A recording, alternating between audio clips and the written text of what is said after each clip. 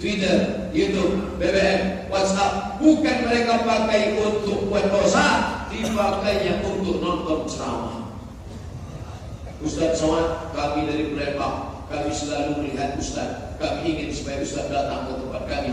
Kami berdoa siang dan malam supaya Ustaz datang ke tempat kami. Saya sampai ke Palembang ini karena doa-doa mereka yang selalu setiap mereka menonton, mereka berdoa, mereka menonton, mereka berdoa. Tak apa-apa Ustaz, kadang habis paket 2 giga di semua. Luar biasa.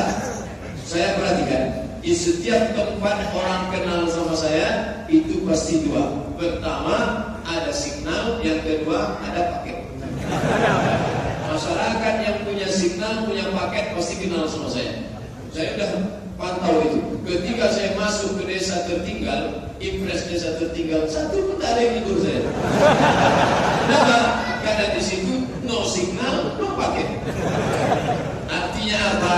Orang-orang yang punya kemampuan digital, orang-orang yang punya kemampuan ekonomi, maka kalau pendidikan agamanya baik, dia justru bisa terlawan program kafir yang mau merusak. Buktinya anak-anak muda kita tidak pakai YouTube untuk macam-macam, tidak ada pakai WhatsApp untuk berzina, tidak ada pakai untuk kenal dengan perempuan tak baik, tapi dia pakai semua ini sebagai sarana. WhatsApp mereka tukar-tukaran video, YouTube mereka pakai untuk berbagi, menyimpan macam-macam ceramah, dan ini semua adalah karena proses pendidikan. Tapi jangan lupa, ibu tetap mendoakan anak setiap pagi, petang, malam. Ya Allah, anak ini sudah kukandung 9 bulan 10 hari lamanya, anak ini kususukan 2 tahun lamanya, mengalir darahku dalam darahnya. Ya Allah, jaga hatinya supaya istiqamah, jaga dia jangan sampai berzina, jaga dia supaya sampai matinya husnul khatimah, jaga dia dalam keadaan la ilaha